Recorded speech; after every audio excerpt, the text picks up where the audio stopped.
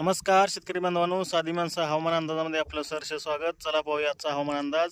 महाराष्ट्राच्या अनेक जिल्ह्यामध्ये आज पावसाचा जोर वाढताना दिसतोय.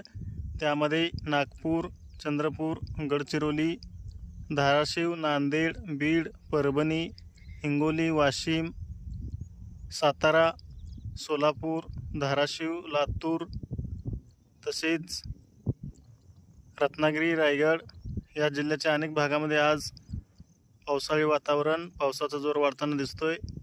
या वातावरणामध्ये उद्या वाढ होण्याची दाट शक्यता आपल्याला दिसून येत आहे आणि येत्या 2 ते 3 दिवसामध्ये परत या पावसामध्ये वाढ होऊन पावसाळी वातावरण परत एकदा बनण्याची दाट शक्यता.